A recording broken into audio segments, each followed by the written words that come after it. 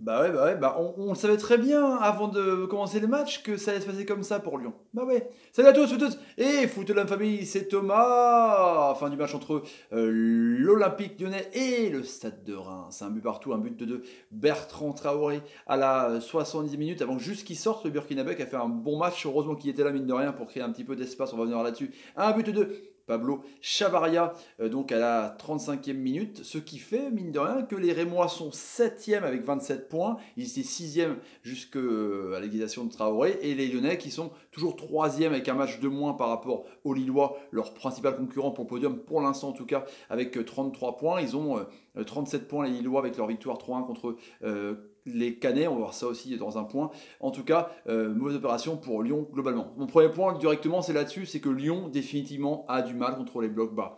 Strasbourg, Rennes qui était en bloc bas, depuis même le début de saison, il n'y a pas d'envie, il n'y a pas de système tactique de changement de rythme par Genesio, qui a pourtant essayé avec des changements, avec la blessure de Fekir, qui a apporté un petit peu, mine de rien, malgré lui, un petit peu plus de 1-2 de solutions tactiques de jeu en triangle, puisque Fekir c'était complètement transparent, apparemment une blessure, mais Reims qui est resté donc dans son camp avec une équipe hérisson un peu en sapin de Noël avec Chabassol en pointe.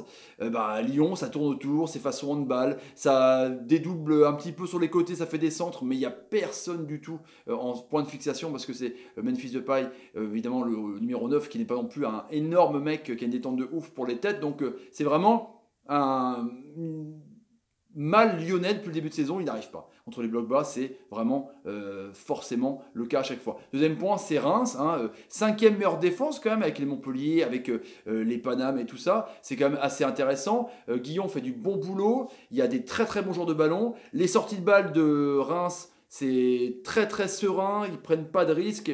Et ce qui est marrant avec Reims, c'est qu'ils subissent, ils partent en contre, pas trop, et après, une fois qu'ils ont le but, c'est parfait comme scénario, ils restent derrière, mais une fois qu'ils restent derrière, ils commencent à prendre confiance, et là ils font des choses intéressantes avec Romao qui est très très bon. On se demande pourquoi Romao n'a pas été pris par une autre équipe qui joue un petit peu plus haut, même s'il est vieux, il a quand même de l'expérience, avec Cafaro qui est très très bon, Oudin, Chavaria, Oudin sur le but, il a été vraiment performant avec Marcelo et Marsal, il les a carrément...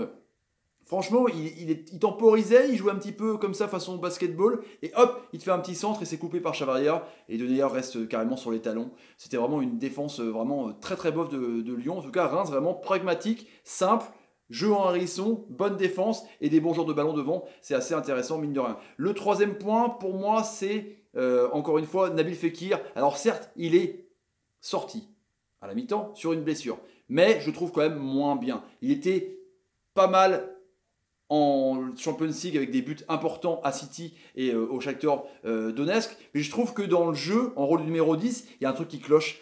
Avec Depay, je radote là-dessus à chaque fois, mais Depay et Fekir dans le même rôle qu'un faux neuf pour Depay qui aime bien être aussi lui dos au jeu, tout comme Fekir, ça tricote trop, ça s'entend pas et ça se voit sur le terrain à chaque fois. Ça marche forcément des fois avec encore une fois ce but et cette reprise de volée où c'était une passe en pivot de la part de Depay contre Montpellier et contre Shakhtar, mais en termes de jeu et en termes de cohésion d'équipe, c'est pas difficile. Donc Fekir inquiétant, son transfert avorté du côté de Liverpool avec sa blessure. Je sais pas si ça devrait rester en travers du crâne, mais en tout cas, voilà, Fekir n'est pas l'homme fort en tout cas de Lyon cette année. Le quatrième point, donc, c'est quand même encore une fois, ce mal des grosses équipes à tenir la marée. Lyon, Montpellier, Saint-Etienne, équipe du chapeau 2 qui font une grosse saison depuis le début, qui sont vraiment dans le top 6, top 7. Marseille qui va très très mal encore une fois. Lyon qui est sur courant alternatif, donc à domicile, à l'extérieur, ils font des bonnes performances, mais à l'extérieur, ils font de bonnes performances, à domicile, c'est toujours compliqué. Mais je trouve que même si Lyon et troisième, Marseille n'est pas loin du podium non plus, ça prouve la faiblesse du championnat de France encore une fois, mais les grosses équipes, Monaco qui est en bas, qui a peut-être remonté le recrutement, ne sont pas au rendez-vous cette année, et ça commence à se voir, et ça commence quand même à se poser des questions, même si certaines équipes comme Lyon par exemple est encore en Coupe d'Europe. Donc les grosses équipes, les groupes de locomotives sont vraiment pas forcément au rendez-vous, hormis Paris, qui des fois a un petit peu des petites sorties de route. Le cinquième point, donc c'est Lille, plus que jamais. Hein.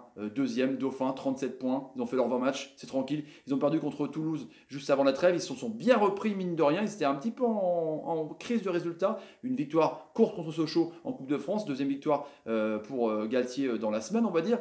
Et du coup, avec Pépé, passeur, 13e but. 6e passe décisive pour le 4e but de Leao, avec un but d'Araujo qui marque 2 buts dans la semaine aussi. Ça c'est intéressant pour le Brésilien qui joue pas beaucoup, qui remplace Ikoné, avec donc ce match un peu à la Netflix avec Zerninga qui met un but à la 95e minute. Donc Lille qui est bien, pragmatique, et qui donc a joué en contre avec des Canets qui ont décidé de faire un jeu de possession, alors que c'est pas oufissime, qu'ils auraient dû, franchement, encore une fois, laisser le ballon aux Lillois qui sont pas non plus à chaque fois très très fort dans ce positionnement, qui ont besoin de vitesse pour lancer toujours ces joueurs de rapide. Du coup, je pense que c'était une erreur tactique de Caen. Ils sont fait avoir par les Lillois. Voilà les amis, pour le débrief, si vous voulez vous abonner à la chaîne, n'hésitez pas. Tapez sur ma ganache, partagez la vidéo sur Twitter, Facebook, Instagram et Snapchat. Et ouais, mettez des pouces. Quand l'ami Pépé vous fait une bonne passe, merci Nico Pépé. Ou quand l'ami Vincent Sarro vous fait une bonne passe, merci Bertrand, t'es un génie. Allez les amis, je vous laisse. Commentaires, savoir les prestations lilloises, canaises, lyonnaises et ramaises. Je vous laisse. Ciao les amis, salut, et salut. Lyon, ça n'arrive pas à chaque fois. Ça n'arrive pas. Non. Les techniques n'arrivent pas non plus. Donc je vais mettre le doigt.